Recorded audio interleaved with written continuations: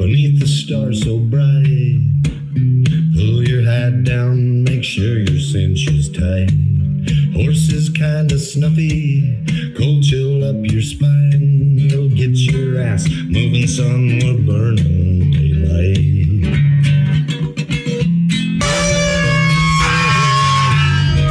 Howdy there, I'm Matt McKinley and we're burning daylight.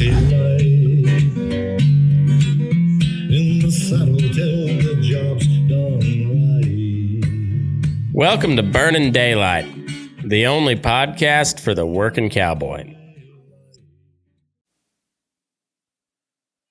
Well, howdy there, daylight burners.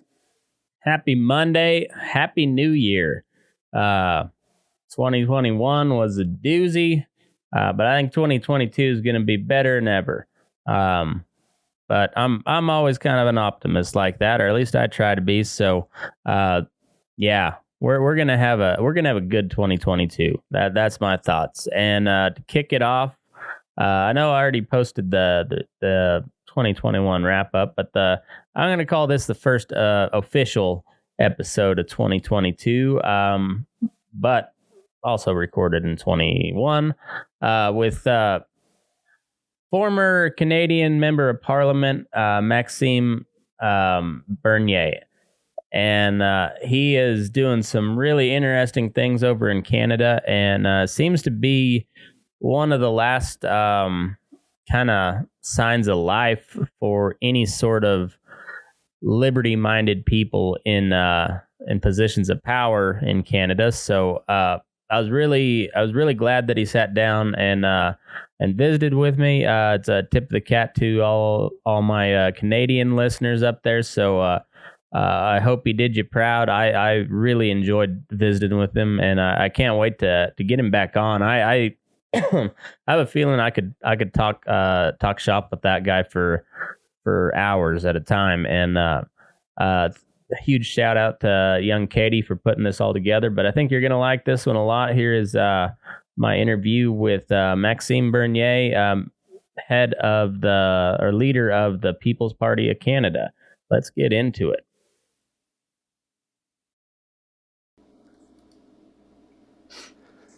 All right, welcome Daylight Burners. We got a really cool guest today. It's been one we've been playing tag with for a little while. Kate has really done a good job of lining this up. But Maxime Bernier is a Canadian businessman, lawyer, and politician. He was a member of Parliament MP for the riding of Beauce from 2006 to 2019. He's the founder and current leader of the People's Party of Canada. He has a unique specialty in economics and during his career worked for several financial and banking institutions before becoming executive vice president of the Montreal Economic Institute in 2005. Politically, he has consistently advocated for reducing the size of government, and while in Parliament, he saw success in deregulating major portions of the telecommunications sector. After recognizing that the current Conservative Party was no longer representing a large piece of its constituency, he founded the People's Party of Canada on 4 founding principles: freedom, responsibility, fairness, and respect. The party is anti-identity politics and pushes back on the current corrupt Conservative Party in Canada, which has become much like our rhino sect of the Republican Party.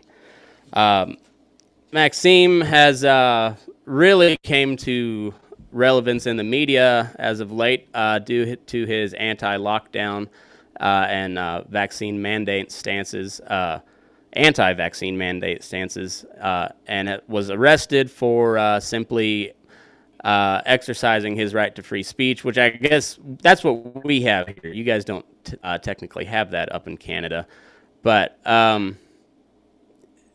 yeah. So that's kind of how I came to know about you, and but you've been around in fighting the good fight in Canada for quite a while. It sounds like. First of all, I want to thank you for this intro, and yes, I'm very happy to be with you today. And actually, we created the People's Party of Canada in 2018 And we had our first election in 2019. We are a young, new political party, and like you said in the intro, we based that political party on 4 principles: individual freedom, personal responsibility, respect, and fairness. And we won't do any compromise with our principle. So we don't do politics based on polling or survey. We don't do that. We don't waste our time for doing these kind of polling and survey. We believe that we have the right ideas based on individual freedom and personal responsibility. And we believe that the more we speak about our ideas, the more people will like it and the more support we will have. So in 2019, first election, we had to 1.6% of the vote for a young political party. That was good. But at the last general election, the one that we just had in Canada last October, we had 5% of the vote. So this political party is growing step by step. And I believe at the next general election, we'll be able to have 10 or 15% of the vote. So we'll grow step by step. Our biggest challenge right now is with the mainstream media. We had more support than the Green Party of Canada. The Green had less than 2% of the vote at the last general election. We had 5%. But the Green Party of Canada has more coverage from the mainstream media. So it's very difficult to be in the mainstream media.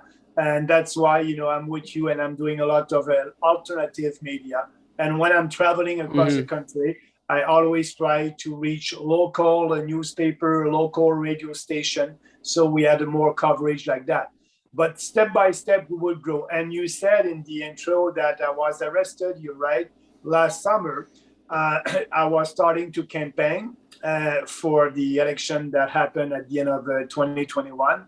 And I was traveling in Manitoba, and I've been handcuffed and put in jail for a non-crime after a political gathering. So for me, I don't want to do any compromise with our freedoms. And I was put in jail for 12 hours because at that time in Manitoba, you didn't have the right to have outdoor meeting with more than 5 persons. So I did a political gathering with the executive of our writing association there. We were about 8 or 9. And the police came, they gave me a ticket and they put me in jail for that. So at the last campaign, I will say that the most important subject was, yes, the COVID hysteria and all the lockdowns and the draconian measures that were imposed by provincials and also the federal government. That was the main theme of that campaign for us. And we were the only political party that was anti-mandates and also for freedom of choice for the vaccine. And that was a very important campaign for us. And we were able to have more than 840,000 people that voted for us. So it's growing, and I believe that this political movement will grow because here in Canada, you have the Liberals and the Conservatives, like the Republican and the Democrats. But the Conservatives are not conservative anymore in Canada. They have the same policies than the Liberals. So both, we can say that these two establishment political parties are more like the Democrats and their leftist political parties. So there's a lot of room for us to grow with the real free market people and the real conservative people. Yeah, we have that same problem here in the U.S. where the conservative, supposedly Republican Party was responsible for the biggest growth of the size of the federal government on multiple occasions, whether it be under Ronald Reagan or George W. Bush or Donald Trump. And it's funny, it's really hilarious if you go back to 2014, 15 when Barack Obama was still in office, and you'd hear all these Republican senators screaming about the size of the national debt And then as soon as Donald Trump is in office, we got this spending plan, the biggest military budget that we've ever seen, and it was just passed right through Republican House and Senate, no problem. And now they're starting to chirp about the national debt again now that Joe Biden's in office. So it's just funny how politics doesn't change from country to country. But as we were talking before, I've got a very cursory knowledge of Canadian history. So if we could kind of start, like we're both founded as well, I guess for you guys, well, U.S. too, as French and British colonies. And eventually the French was they were drove out, and the Brits took control of Canada and Quebec in particular. But then the U.S. declares independence, wins independence, and we even tried to get Canada to join with us, and for whatever reason, Canada stayed put. So what was kind of the sentiment back then that made Canada different? Yeah, first, you're right to say, I'm a guy from Quebec, a francophone. And so, as you know, the francophone in Canada are living in Quebec, or a little of them are living outside Quebec. And so Quebec is the French part of Canada. But, I'm in Montreal, and a lot of French Canadians are bilingual. They speak French and English, sometimes with an accent like me. But that being said, you're right. During your independence, we were under the British. And so we decided to stay with them. But we gained our real independence from the British a long time after you. But actually, right now, there's still discussion in Canada about our link with the monarchy in UK. It is in our constitution, but in the Queen and the Parliament in UK, they don't have any authority on us, on the Canadian Parliament. So Canada is 100% independent now. And our political platform for the PPC is to give more autonomy to the provincial government, like for you, it would be the state's government. As you know, in the US, you have, like you just said, a federal government that is spending money that, with the help of the Fed, and they're printing a lot of money, that's creating inflation. And you have the federal government that is the federal government in the US that are having policies that are not in line with 100% of our constitution. Sometimes it says the jurisdiction of a state. And in Canada, it's about a little bit the same thing. And our position as a political party is to be sure to give all the autonomy and more autonomy to the local government, to the provinces. And that will be a way, because we have a kind of not a constitutional crisis in our country right now, but people coming from Western Canada, from Alberta, Saskatchewan, Manitoba, they feel alienated with the federal government. They feel that the federal government in Ottawa does not respect provincial jurisdiction. And sometimes we have the same feeling in Quebec also. So the best thing for the growth of of our country is to respect our constitution, because we have a nice constitution, and the powers or the jurisdiction, it's more in the hand of the provinces and provincial governments. And now the federal government with a spending power that they don't have in the constitution. The federal government is spending a lot of money, like with COVID-19, we had a huge deficit, and all that financed by the Bank of Canada, and they're spending money in provincial jurisdiction, and that's created tension and alienation in Western Canada. So our political movement is for keeping Canada a sovereign country, and the federal government must be sovereign and also independent, but also we must have a radical decentralization at the federal level to give more power to the provincial governments. And I think that would be important to have a better future here in Canada, if we don't want to have a secession. And as you may know, we had 2 referendums in Quebec for the separation. And so Quebecers said no, that they wanted to keep a link and they wanted to stay inside Canada. But if we want to have a unity and prosperity in our country, we need to have a federal government that would be smarter, that will respect provincial jurisdictions. And so that means a radical decentralization at the federal level. Yeah. Kate, you've got a question. Just jump in whenever. Well, sorry, folks. I hate to interrupt this riveting, transfixing conversation that I got going on right now, but I got some people that helped me put this show on the air, and I got to tell you about them right now. So first and foremost, we got Tracy Morrison, Custom Silver. He's out of Chelsea, Oklahoma. You know him from the show. You've seen his work all over my social media, and he just does a really good job of building cool cowboy shit. Buckles, bits, spurs, conchos, anything along those lines, he can hook you up. His engraving has, he has got way better. He was pretty damn good when I first started talking with this guy.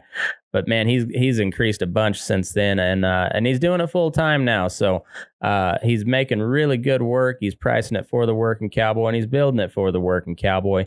You can find him over on Instagram at @tmorrison _ custom silver. Let him know you heard about it on the Burnin' Daylight podcast. Next up, we got Scott Jason Hall. You know him from the podcast as well. He's an old buckaroo cowboy, and he is a master jeweler. He can do goldsmithing, silversmithing, gold and platinum inlays, and he can also do repoussé, which is the cutting and setting of gemstones, just like this turquoise you see here. He made that for my wife, and he is an artist through and through. He also does a pen and ink sketch, and he's just, he's one of my good buddies, and just a hell of a cowboy, and even, just his artwork is just incredible. So you can find him over on Instagram at Cowcamp Life, or over on Facebook, Hall's Rocky Mountain Jewelry, and let him know you heard about it on the Burnin' Daylight podcast. Next up, we got Brittany Hasseltine and Square Top Leather and Design. Brittany is making cool leather gear for the working cowboy and cowgirl.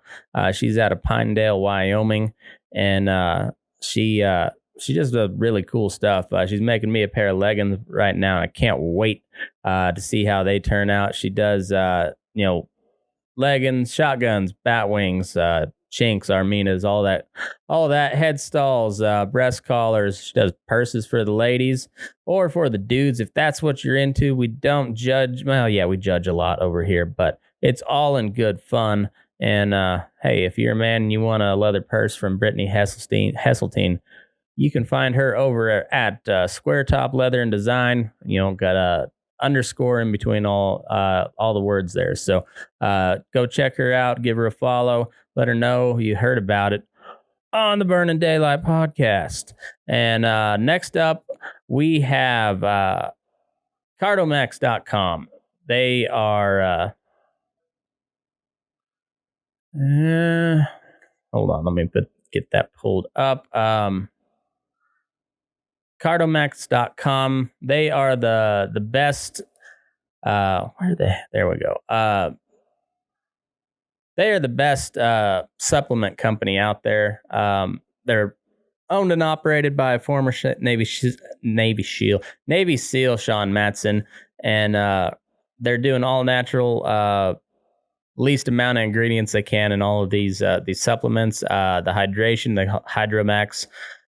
That's a really good one. I use that every day. The immunity booster as well. Got a bunch of adaptogens and a bunch of other shit in there that I don't know exactly what it means, but it sure makes you feel better when you drink it. Energy intensifier if you don't like coffee, or if you need something like middle afternoon. It's also use it as a pre-workout. I haven't tried the recovery accelerant because I don't work out a whole lot, and but I might try that sometime. I don't know. We'll see. Either way, these two up here, immunity booster, and hydration stuff I use all the time, and you should too. Head over to Cartomax.com, use the promo code MOVEYOURASS for 10% off. And next up, we've got Greens Reserve. They are a all-natural, they're all-natural tobacco alternative made from 100% hemp. And they got 3 flavors: menthol, wintergreen, and natural. I chew the natural. It's kind of like a straight flavor, like Copenhagen straight or a Skull straight. It's kind of the flavor of that one. Wintergreen and menthol. I haven't tried those yet, but I kind of want to try this menthol. There's no THC in it. I don't know if there's any CBD in it or not, but it seems like it kind of helps me focus a little bit. So a lot of times when I'm researching, I'll throw one of these in instead of Copenhagen. But it's a healthy alternative, and it's a cool product. And yeah, go over to greensreserve.com/shop. Use the promo code MattGR, and you'll get $1 off a can or $5 off a roll, and I get a little kickback from it. So, yeah, if you're looking to try something different, check these guys out. And finally, if you don't like to listen to the ads, you can just head over to patreon.com/burninDaylight. You can sign up there at any of these levels, and you can get different benefits. You'll get ad-free episodes for every level, but each level's got different perks. Should you join, and helps me do some different cool things for this show, and whether that be new equipment or trips or whatever. And I'm going to get back to doing the giveaway every month, and we'll get some cool handmade gear for you guys to get a chance to win. So, and it just, like I said, just helps me out. So I appreciate everybody that has signed up. We got 47, I think. 44. And so that's pretty cool. Anyways, thanks to everybody that supports this. And if you'd like to become a member, just head over to patreon.com/burninDaylight. Now let's get back into the show. Yeah. Do you think, historically, the Western provinces have had their own political parties, like the farmers group around the Depression era. And then Quebec, I'm just south of you, like 300 miles or so. And I know with the Quebec bloc is often, very independent and polarized from what goes on in Ottawa. And I think a lot of people in Quebec know that that will never be a giant party, but they still are so passionate about their independence and their ideas that they stay separate. But do you think that there will be a possibility, now that things are so desperate and many people are seeing authoritarianism, that those Western province groups might collaborate with, the Quebec groups that maybe were separatists or just wanted a smaller federal government, and the PPC can kind of be the glue that unites those different groups and brings people together so that they can start taking on the extreme liberals and corrupt politicians like Trudeau? You have a point there, and you're absolutely right, saying that the PPC can unite these two visions of our country.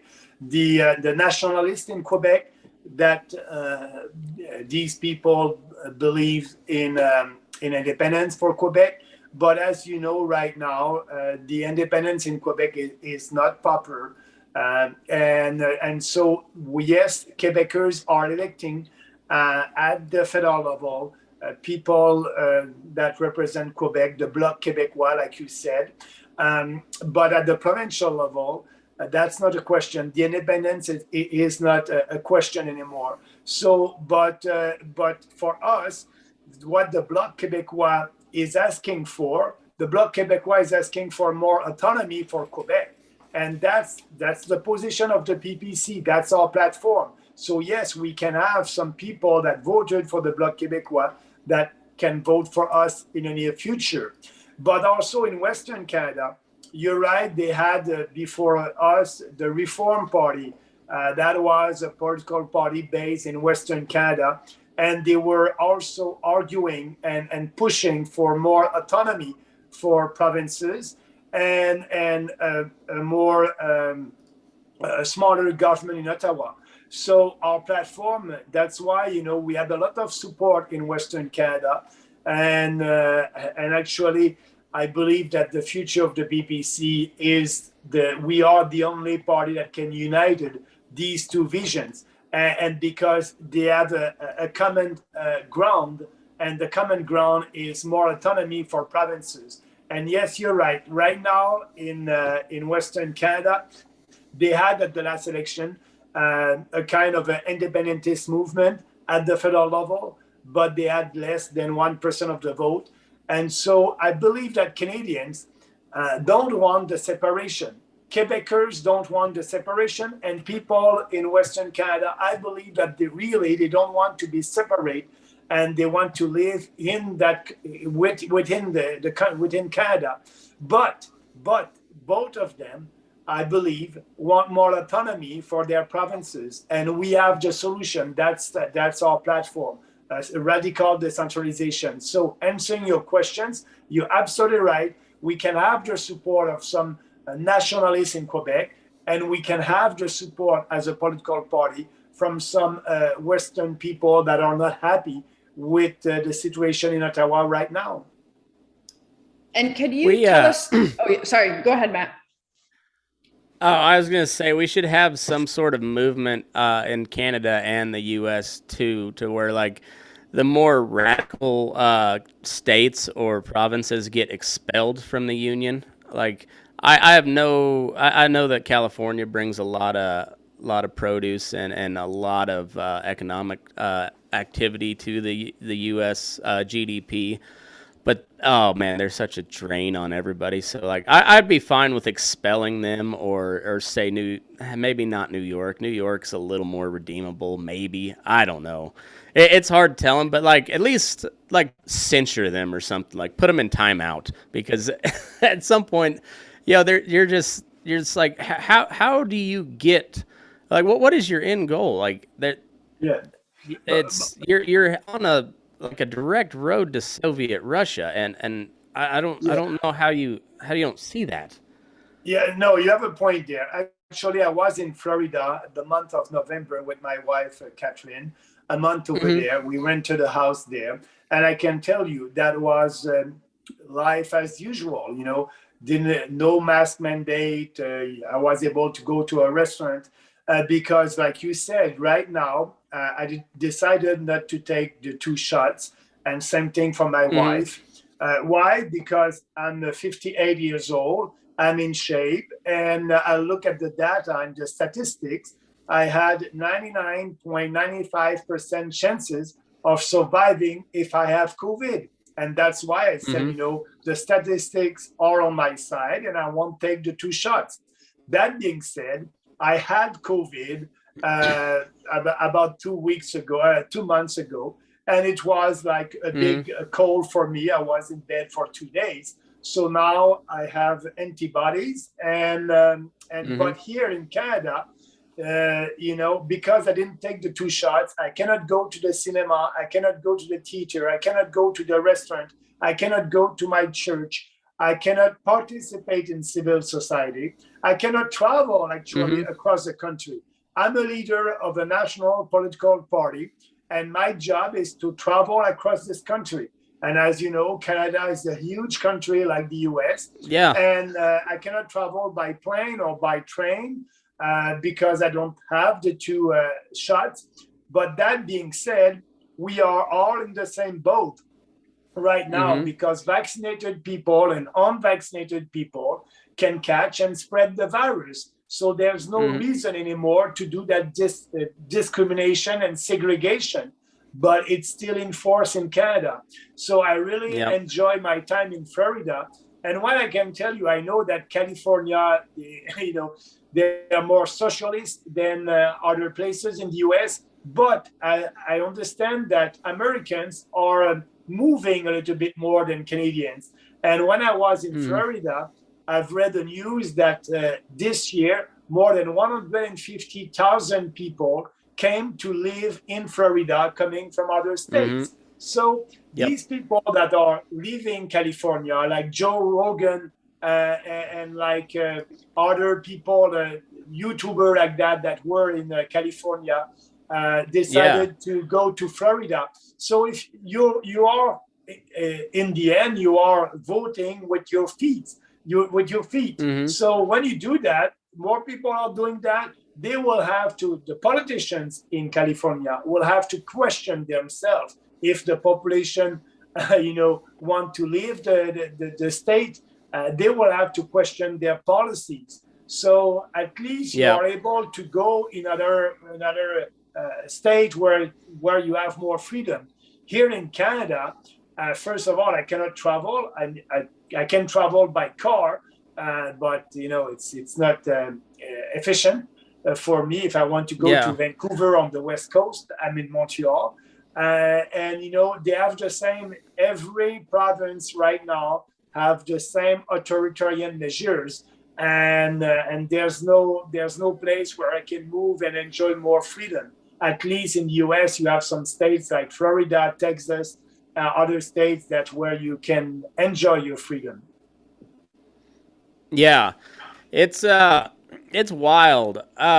So can you explain to us a little more in depth how the federal Canadian politics work? So rather than having a president, vice president, and his cabinet, and then we have the House Representatives and the Senate. You guys have Parliament and a prime minister. Is there a Senate involved as well? Okay. Yeah. So at the federal level, there's the Parliament, and you have members of Parliament, and these members of Parliament are elected. And so the way when there's a federal election, you vote for a representative in your riding. And so there's 338 ridings in this country. So at the federal level, there's 338 members of Parliament elected. So you vote in your riding for your representative, and you have two main established political parties, the Liberal that are like the Democrats, and the Conservative that are supposed to be like the Republican. But now they're like the Democrat also. They're like the Liberals. Their policies are almost the same. More spending, and they won't balance the budget. And so you have a choice. Do you know who Michael Malice is? Michael who, sorry? Michael Malice? No. He's an anarchist kind of political commentator and writer, but he has a saying that said conservatives are just progressives driving the speed limit. Because if you look at every major line in the sand that the conservatives have ever had, like whether it be abortion or gay marriage or spending, whatever, it's just they dig their heels in, but then eventually they give, and then they draw another line in the sand. They dig their heels in, and then they give, and so it's a very true quote. If when you think about it literally as it goes, and I agree with that. And that's the case for the Conservatives here in Canada also. And so when you vote for your member of Parliament that represent a political party, and for the government, that will be the party that will have more seats, will be the government. And now we have a Liberal government. Trudeau is there. So, and if you want to have your minister, that will be people that the prime minister will choose in his own political party. So the minister must be elected, and they're elected also. So you have the government, you have the prime minister, and yes, we have a Senate, but our people are at the Senate are not elected. And they are not elected; they are appointed by the prime minister. So usually, when you have a majority government and the Senate usually it's easy for a prime minister to have the support of the Senate for his legislations. So that's a big difference. Our senators are not elected, but appointed by the prime minister. And you have a number of seats for the senates in every province. So they have the number of seats and supposedly these senators are supposed to represent their province. But right now, I believe that, they represent their political party more than their province.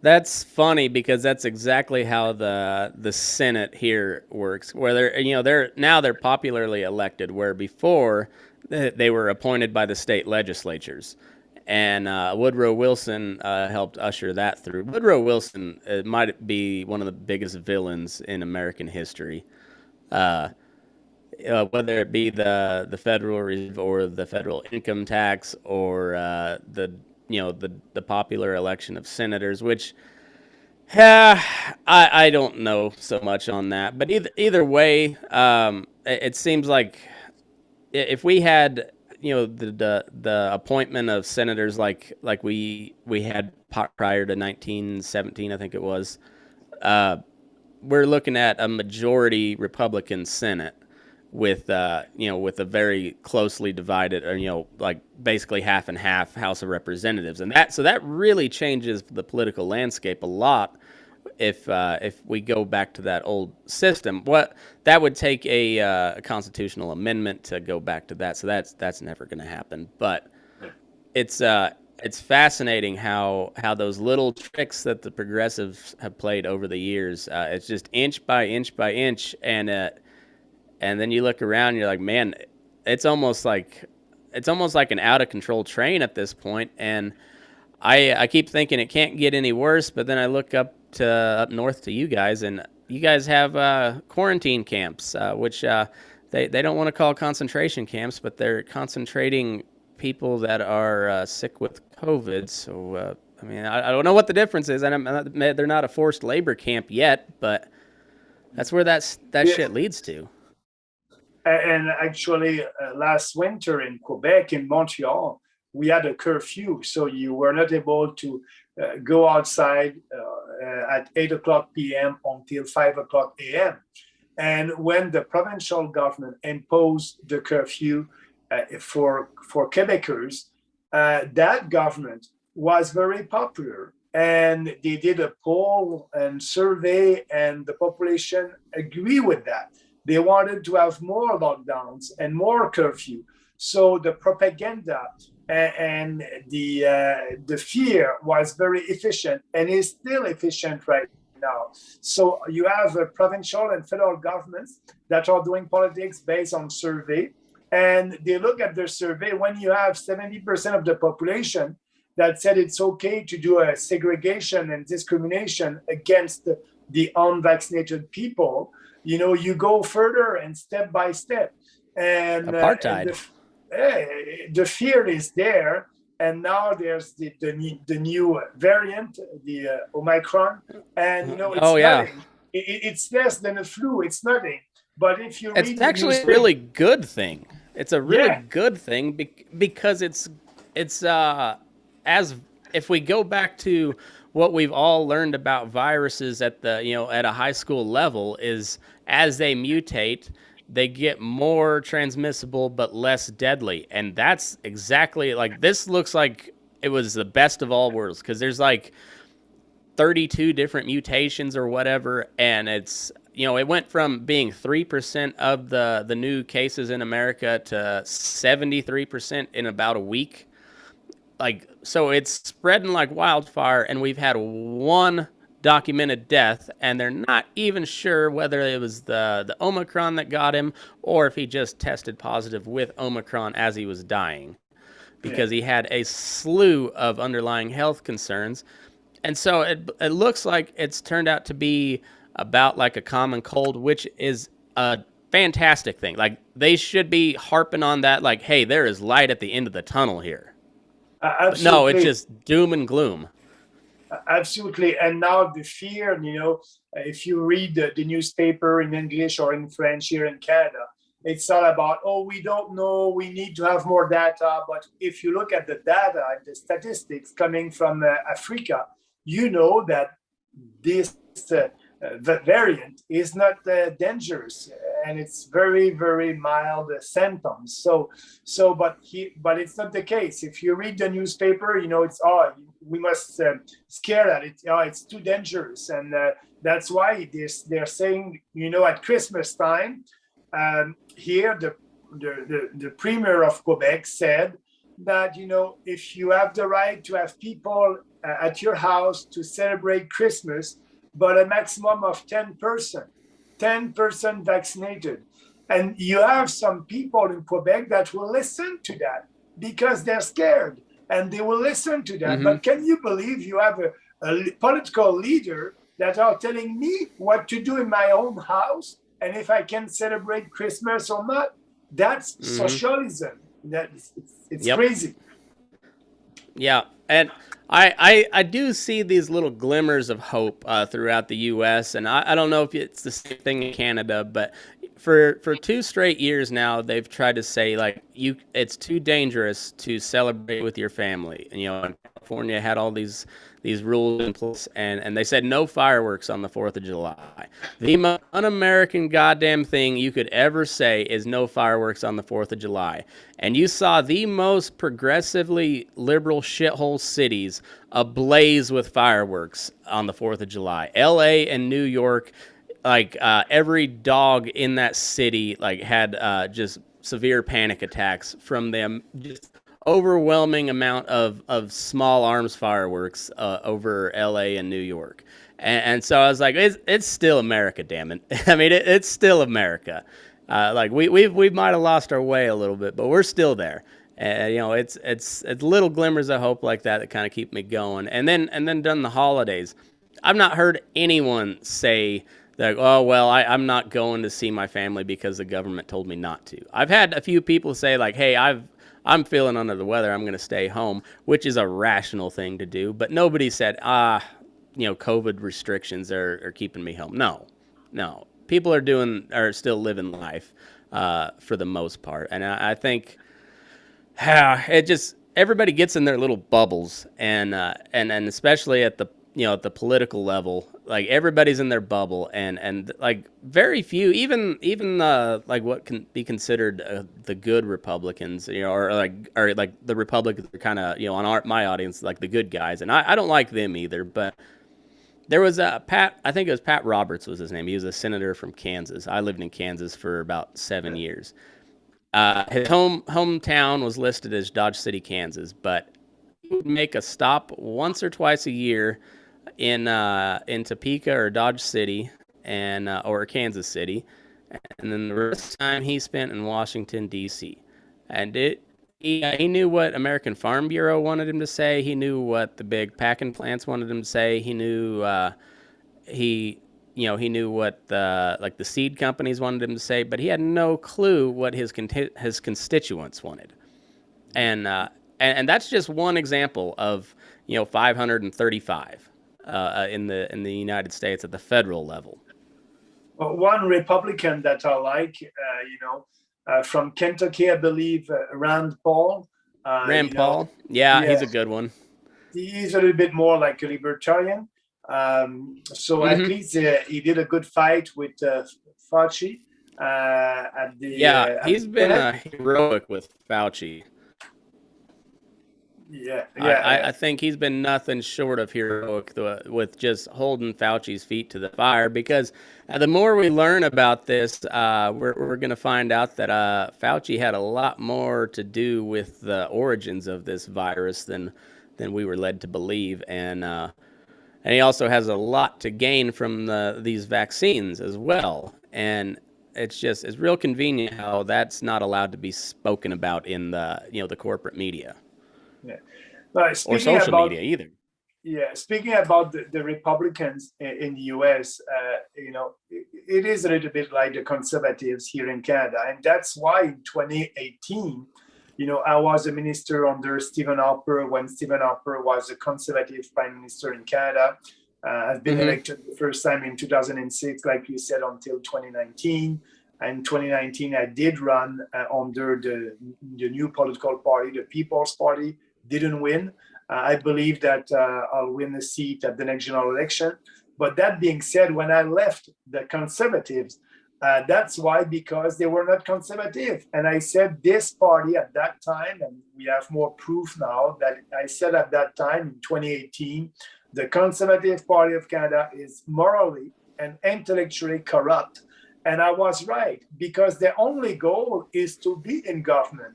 They are not conservative. So if, we are living in a socialist era in Canada, and that can be that for the next 5-6 years. Socialism is very popular in university, the woke culture and all that, the political correctness. I said no to political correctness. I won't play that game. I said no to identity politics. And so, but the Conservative Party of Canada is playing all these games, political correctness, pandering, identity politics, and all that. And their goal is to be in government. And because the population now is more in line with socialism, they're going to the left, like the Liberal Party of Canada. So for me, it was my best political decision when I decided to quit the Conservative Party of Canada and we created the People's Party. And I believe that I'll be able to be back in Parliament at the next general election and fight for the real things, fight for freedoms and for the people, and not, I won't work for the establishment politicians or for the elites. We like to say that we are a grassroots political party, and yes, we are a populist party, but we are doing politics differently based on ideas. And I like to say we are a smart populist party, because we don't try to appeal to the emotion of Canadians. We try to appeal to their intelligence, and they have to read our platform to understand it. And that's what I like. I believe that we'll be able to grow, but it's very disappointing what is happening right now in Canada with the Conservatives and the Liberals. And I believe that you have the same in the US.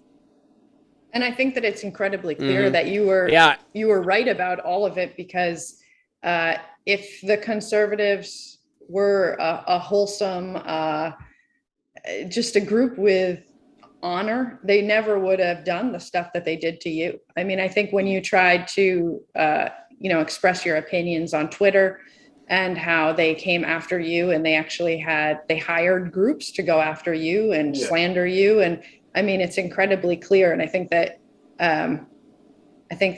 you're Canadian and very polite about this, but you have been dragged through the mud. And I think that the biggest thing when I first saw your arrest video was when I first became aware of your party. And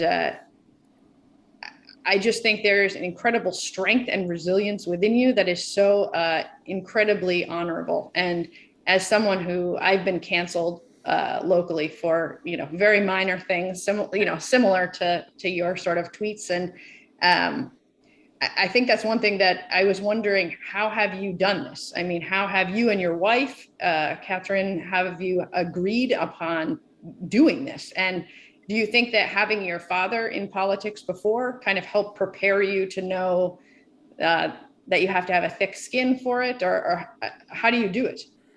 Yeah, you have good times in politics and times that are very difficult. And actually, yes, my dad was in politics before me, was elected in 1984, and he was elected for 13 years. In the riding of Beauce as a Conservative at that time under Brian Mulroney. Brian Mulroney was the Prime Minister at that time in the US. You had Reagan at the beginning, and after that you had the other president was Bush. H.W. Reagan. H.W. Bush, yeah. Yeah. So, but for me, I'm very, very happy and very pleased that I have the support of my wife, Catherine, because she's not the politician. But with this time right now, it can be very tough.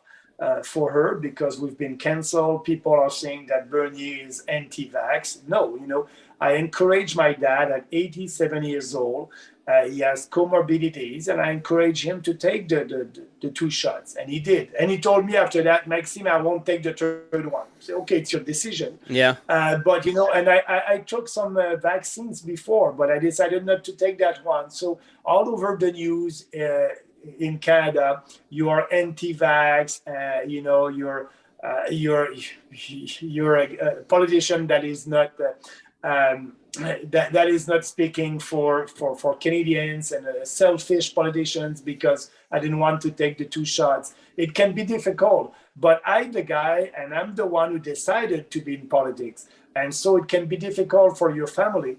But, Catherine, she's helping me in that, and she's tough also. But when I was arrested, I didn't expect that to be arrested in Canada after a political gathering in a park, just to speak about what you believe. That was political repression in our country because the premier of that province didn't want me to do a big rally, and we planned a big rally in Winnipeg, and he didn't want us to be there. He didn't want my party, didn't want me to be there. So the best thing is when he arrested me and put me in jail for 12 hours, so I was not able to do that rally. But I believe, like you said, the more we speak now, people will understand. I have more and more people, vaccinated people, that are saying, I think you're right, Maxime. That's not okay what's happening in our country. And actually pushing all these shots, I don't understand why. And now that the variant is not dangerous anymore, so more people will think about it twice. And I believe that. I hope that we'll have a better future in a couple of months. Yeah. I think you're absolutely right. It's just it's really, when down here where we had a lot of the conservative and populist type folks that are really concerned about the election. And I think there's some legitimate concerns with the voting process and whatnot. That there's obviously some issues there, but I think they're missing the grander point where they didn't have to manipulate a single physical vote when they manipulated the entire narrative and agenda through corporate media, through social media, and just how in bed these giant corporations are with the politicians. When you look at how many members of Congress have stocks in Pfizer right now, how the current board member on Pfizer was the former head of the FDA, how many members of the Foreign Affairs Committee or the Defense Committee, whatever committee it is that puts together the defense authorization bill, are invested in Boeing and Raytheon and General Dynamics and General Electric and all these other huge defense contractors. It's just and it's no wonder why nothing ever gets done, and the spending bills get bigger and bigger, and Nancy Pelosi is worth $200 million, and all these other Republicans and Democrat elected officials can conduct insider trading without any fear of reprisal. But if folks like me and you and Kate do that exact same thing, we'd be put in jail and probably charged with, I believe, felonies. And actually, like in the US, in Canada also, now we have all these restrictions on our freedoms, but also now we have the new tax, the inflation tax that you have in the US. And because the Federal Reserve is printing money out of thin air, and they created inflation, and here that's the Bank of Canada. And I believe the real inflation rate in the US, it's about 10%. Here in Canada, it's about at also least 8 and 9%. So, everybody is poor and we are paying, but these establishment politicians are saying, we're going to give you more money. But, that's you cannot. There's no free lunch. You cannot print money and nothing will happen. And we have inflation. Right. Inflation is a tax, and now you have a new tax, a 10% inflation tax. And so these politicians don't want to speak about that. And we, the People's Party, and we are speaking about that, about the Fed and the Bank of Canada, and the fact that they're printing money, it's not the solution. And we have artificially low interest rate. So, it's a big mess out there. And Canadians are paying right now for that. And American also with that inflation. Mm-hmm. Yeah, I think it was something like 40% of all the U.S. dollars were created in the last 18 months. Like almost half of our entire money supply was created in the last 18 months. Most of those 18 months being under Donald J. Trump, which is kind of funny. But we're I call myself I call this show the podcast for the working cowboy. So we talk a lot of ag policy over here as well. So what's the ag platform for the PPC?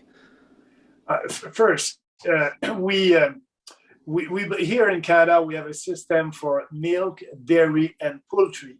It's a socialist system. We call that and the producers in Canada are fixing the production, and they're fixing their production, and they're fixing the cost. So we have huge barriers for the import of eggs, milk, cheese, and all these products. So that's why you cannot, if you're an American, you cannot export your cheese or your eggs or your milk in Canada because of these huge trade barriers. So they control the Canadian producers control the Canadian market, and so they can fix the price. And every year they are increasing the price of milk, poultry, and eggs.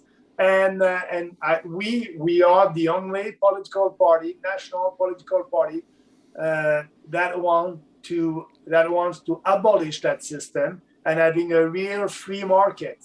And it must be open. People must be able to buy milks from another country, and these producers have a privilege. And for example, the beef producers in Canada, they are not under that socialist system. They have to export. They can export their beef, and so, but they don't have the special access to one market, to the Canadian market, like the poultry, eggs, and dairy producers. And actually speaking about that, it's not popular in my own province in Quebec because we have a lot of dairy producers like you in Vermont, and they like that privilege. But in Western Canada, they appreciate that because they know that it's unfair. It's unfair for them. It's unfair for Canadian consumers, and we need to abolish that system. And we need to have the courage to speak about it and to abolish it because the consumers are always paying more. A dozen of eggs here in Canada, it's double the price that it is in the US. Same thing for milk because of that system. And I saw that the Dairy Commission in Canada is now met. I think it was in November, and milk, I think it's maybe like the class 1 milk that we call it in the US, but it's going up 8.5%. And then butter is 12%. So how that gets passed on to the consumer, in a Quebec grocery store in February, it could even be more than that. So are you starting to see, because one thing we've wondered in Vermont, because Vermont is very similar to California, it's really socialist. I think we have a lot of similar policy as in Canada. And one thing we have talked about here is, I think starvation, hunger, not being able to afford food is going to be a huge motivator in the next election. And I think we're going to see that because, okay, if something goes up 2%, 4%, 5%, people might not notice. But when you're talking about 15%, 20%, it's humongous on a family's grocery bill. So how are you, I know dairy pricing in the US, Vermont, Canada, it's all incredibly complicated and it's become a bureaucratic mess. But how are you going to have the goal of, you still want local farms. You don't want just development all over. You want Quebec dairy to succeed. You want people to be able to get local milk, and you want people to have a high interest in having good animal welfare practices. And the consumer wants a really high quality product. And I would think the environmentalists want something that maybe hasn't traveled halfway across the world. So, I mean, I haven't ever found a solution, but how are you going to try to bring those incredibly polarized group? Conventional dairy is one of the most polarized group, I think, in agriculture. How will you bring them together? Yeah, well, when I spoke about that at the election in 2019, there are some dairy producers that said, yes, Maxime, we are producing a very good product, and we want to be able to export. They're not able to export right now because of the cartel, the socialist system.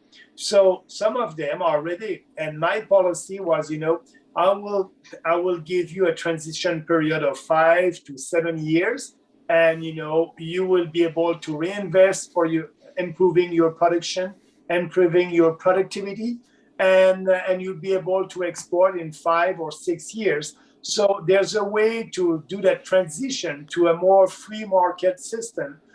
Wean themselves off the government tit. Yeah, so there's a way to do that, and I had some support from some dairy producers when I presented that policy.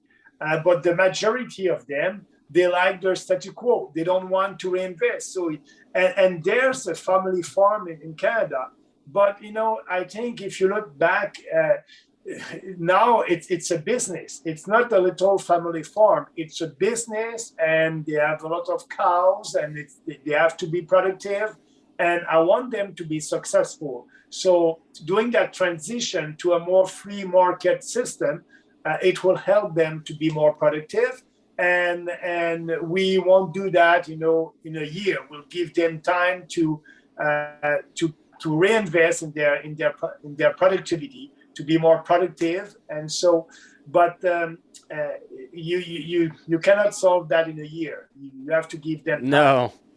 No, and I work at a little background and feedlot here, and we raise a lot of replacement heifers for big dairies over in California, and you really can see the effect that subsidies have on an industry like the dairy business, where when you have price floors and your entire production is subsidized. The only thing they say they want quality, which, no, they want pounds of milk, gallons of milk. And that's why, just about every major dairy runs vast majority Holstein cows. And last I saw that pretty well every Holstein cow in the United States can be traced back to 3 sires. That's some severe inbreeding to chase pounds, and you take a lot of the hybrid vigor, and I see a lot of these heifers. Their noses are kind of twisted up. They're not very hardy animals. They produce a lot of milk, but they're not good quality animals, and that's what a subsidized system leads to. Yeah, and like you said, also the prices for these products is going up. 10%, 15%. You're right. So I believe that the next general election here in Canada, that may be in 2 years or 3 years, we don't know. I believe that the most important subject will be the inflation tax, and will be that would be a concern. Consumers, they will ask questions about that. How come we have an inflation like that? And I believe that the inflation would be there not only for 1 year, but maybe for 2, 3. We don't know. But we need to balance the budget. We need to be fiscally responsible. We need to tell the Bank of Canada here in Canada to have a zero inflation target. Now what they're doing, 2% inflation, but 2% inflation every year. it's a lot of inflation. If 20% inflation is not good, 2% inflation is not good. Must be 0% inflation. Like that, everybody will keep their purchasing power. So that's part of our policy, and I believe that it would be a big subject during the next general election in Canada, maybe in 3 years. Yeah, it's compound interest, but it's on the tax instead. I mean, that's really what it is. I mean, I use the price of a pickup a lot, because I can remember in high school I graduated in 2004, so just before you went into politics. You went into politics about the same time as my dad. My dad was a state representative in Colorado for 8 years, and so right around 2004, I graduated high school. I didn't buy a new pickup, but I looked at a few, just kind of daydreaming, and a brand new, like, top of the line diesel pickup with, like, all the bells and whistles was like $45,000, maybe $50,000, and now, like, that same pickup at today's standards is $110,000, and that's almost 20 years, not quite 20, 18 years. And it's insane how that inflation adds up. And every time they do this quantitative easing, as they call it, all it is printing money out of nowhere. And we've been doing that since 1971, when we went off the gold standard. And I guess one of the big issues in at least with my audience in the ag community is the fight between the cattle producers and the big packers. We have four large corporations that control about 85% of the beef supply in the U.S. Two of them are owned by Brazilian companies, and they are making money hand over fist. While the live cattle price is, I mean, you see legacy type ranches going under all the time. Just generational ranches that just go under because a lot has to do with the economics of the cattle today. And to be fair, to play devil's advocate, a lot of it has to do with the ranches failing to adapt to the modern economy. But there's so much corruption between the four giant cattle packers, the cattle trade associations, and the government, that while the packer gets richer and richer and spreads globally. I mean, Tyson has plans to open like 12 plants across the globe, and they're making thousands of dollars per head, while the cattle rancher is on. If they get a good sale week, they might break even. Is that kind of the same way up in Canada? I don't know the details of that industry. I know that we had at the last general election candidates from Alberta that they knew the challenges for that industry, and I told him we have comprehensive policies to fix the country, the big policies on inflation, deficit, taxes, and for every industry. We don't have a detailed policy for the agriculture sector for that, but I understand, and I said to my candidates, if you have an ideas, and we can have a policy that would be fair for everybody, that would bring more free markets and personal responsibility, just write something to us and we'll look at it. So my answer is I don't know, but I know that we had very good candidates that are ready to help us on developing a policy on that. Yeah, I just got a Facebook comment here that said it's the same way in Canada as it is here. So there's a lot and there's a lot of different ideas that have been thrown out to fix this. One of the big issues that we have is these big packers. They buy their cattle on a formula basis, and so a lot of the cattle feeders are same type of deal. They're big corporate conglomerates that have these contracts with the big packers, and it's all a formula based on yield, quality grade, yield grade. They're looking for uniformity in the cattle, and to set that formula price, they have to use the cash market. So there's only a few cattle feeders that still sell on the cash market, and these packers have their regions that they go to, and then it's kind of an unspoken agreement. You stay in this area, you stay in this area.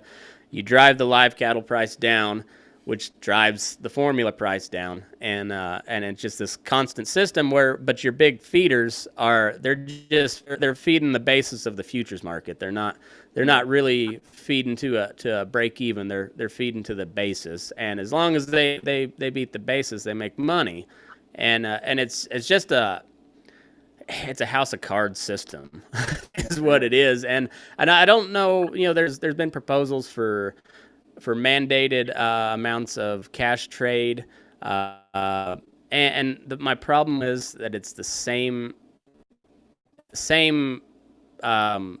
agency within the federal government is going to regulate it that we're at odds with right now, that we don't trust at all, and that's the agency that will be tasked with enforcing this new law should it pass. And I don't know. It's I don't know what the solution is to get the government out of business. Yeah, if it's like you said, if it is the same here in Canada, I'll ask my candidates to look at it and try to have a solution that is in line with our principles. We believe in free market, but we believe also in personal responsibility. We believe in fairness. So, but it's something that we must look at it before the next election. One of the issues that has come up between the U.S. and Canada on particularly the beef side is mandatory country of origin labeling, which was in place. I guess that would have been in place when you were MP, and I know it was we got drug into some lawsuits with the U.S. and Canada through the World Trade Organization over mandatory country of origin labeling, which is still a huge sticking point for U.S. cattle producers. However, U.S. cattle producers are a very small percentage of the population, but I know a lot of Canadians were anti country of origin labeling. What do you have any thoughts on that? No, I don't. I'm not a specialist on that. I know that there's something to fix in this country, but also we must work with Americans. It's a kind of integrated market, the Canadian market and the US market for beef. So you cannot do something alone. I believe that you will have to have a discussion with your counterpart and to be sure that the trade will go smoothly between US and Canada. Yeah.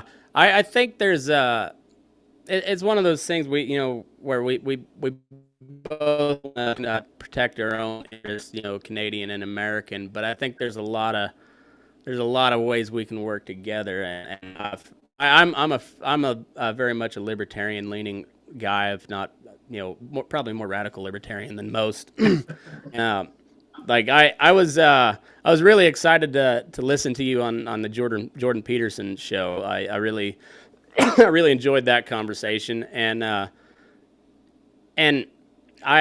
think that that the free market is the way to go, but it's never beautiful. The free market's always messy. That's one thing where I think libertarians have they don't explain the free market all that well, because like creative destruction leads to some huge technological advances. Sometimes it's good, sometimes it's not, but that transition process is always pretty painful. The horse and buggy went out of business in a very short amount of time. Yeah, absolutely. That's why I believe, I don't believe that the government has the solution to everything. That's why we need to have a smaller government, and people must be able to do what what is best for them. And right now in Mhm. Canada and in some states in US, you have a big fat government that is try to regulate everything and be a kind of a big state government that will take care of you all your life. And I believe that you must take some risk in life. The government may be there, but not all the time, and every time of your life or every steps of your life. And now that's what we have here in Canada.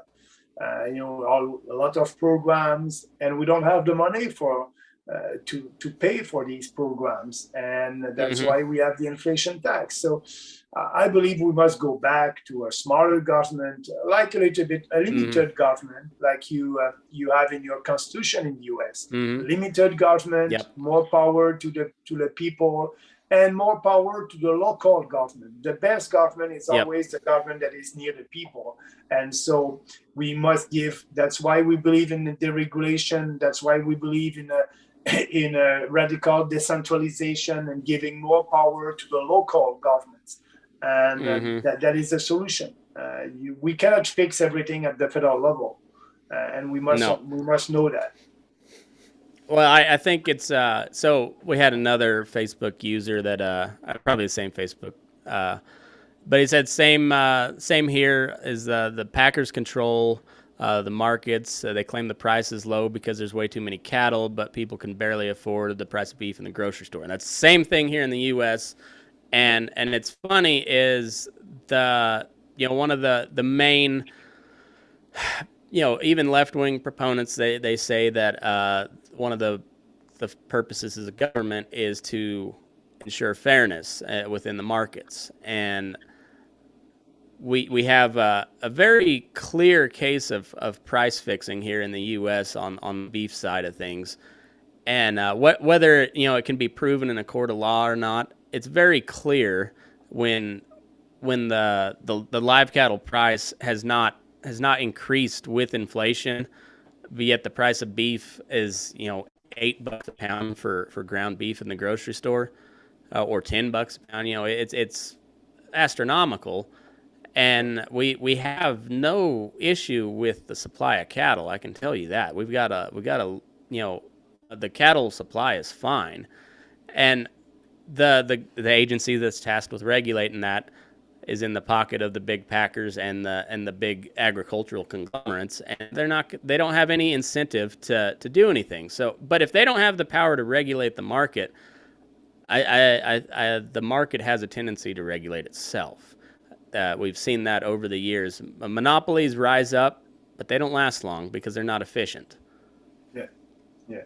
And sometimes when you have a regulator, that regulator can be captured by the person of the industry that is regulating. So they're very intimate between the regulator and the industry.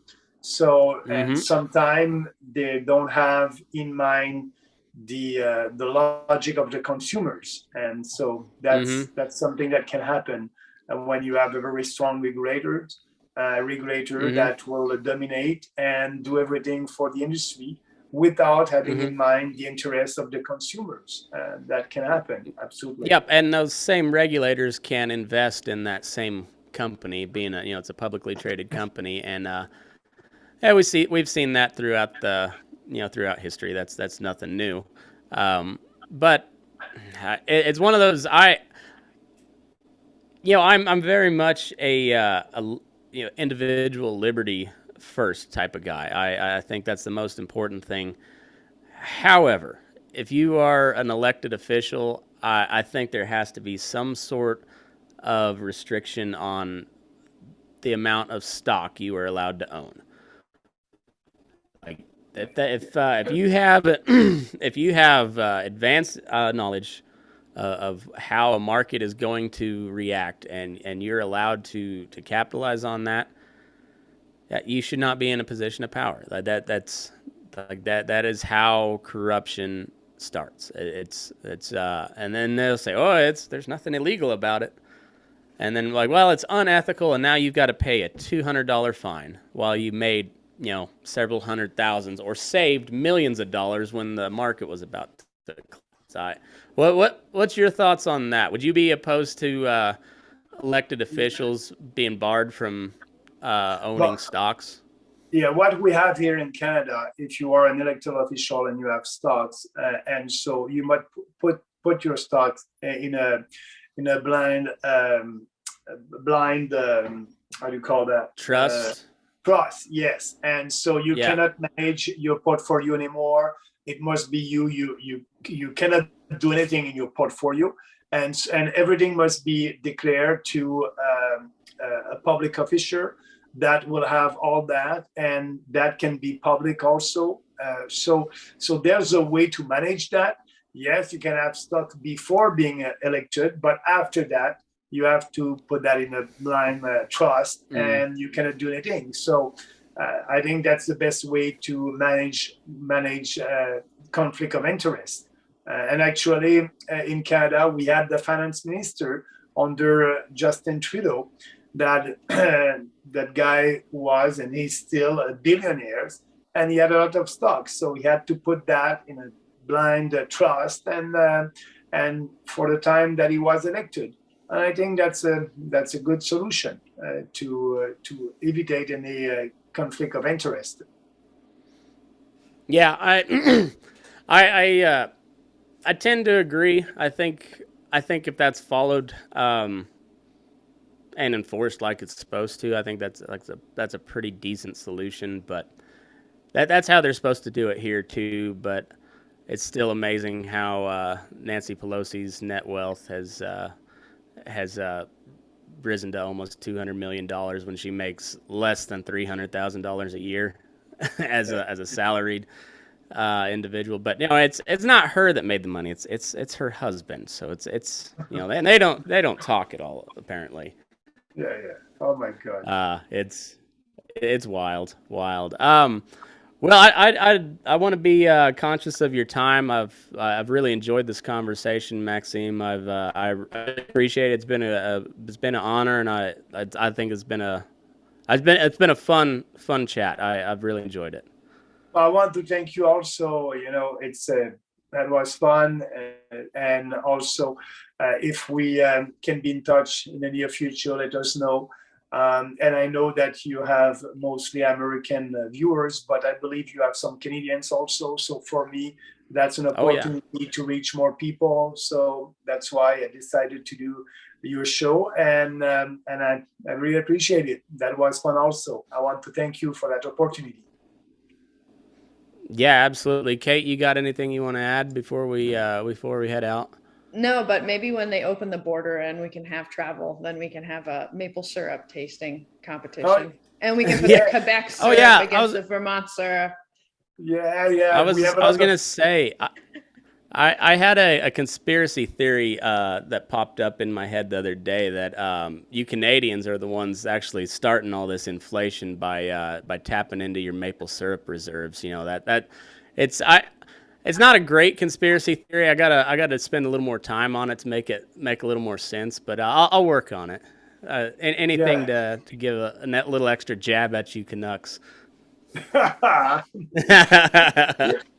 We have good maple syrup. I understand that, but I used to do some skiing at J Peak in Vermont. Actually, my two daughters, that was their ski hill, and they were part of the J Peak ski team when they were younger. So I like Vermont. I used to go there, and I know that you have good maple syrup also. That's awesome. I appreciate it. Anytime if you got any big news you wanna share or whatever, you always got a spot here. We like our neighbors to the north, even if they get a little crazy sometimes. But at least there's a calming, rational influence up there. I know you guys are starting small, but it seems like you had almost 1 million people vote for you across Canada. What is the population of Canada? About 38 million. So 38. 38, okay. Yeah. And 40%. So that's 40% of the population didn't vote at the last general election, and we had 5% of the vote. For a young political party, that's great. I believe that next time we can double that, and we will grow, because I believe that we have the best ideas for the more freedom and prosperity in our country. So, but we'll stay in touch. I'll let you know. I was going to say, you'll have to come back, clear a couple hours sometime, and we'll talk Ron Paul and the Federal Reserve and sound monetary policy. I think we could dig into that for hours. Oh, absolutely. Absolutely. I'll try to do that when I'll be able to travel. Thank you again. You bet. My Canadian listeners are going to be a little jealous, because I'm going to have to bump you up my list of favorite Canadians to pretty close to the top now. So a couple of listeners might get a little jealous, but they'll get over it. Thanks. Have a nice day. We'll see ya. Thanks for tuning in, and move your ass. We're burning daylight.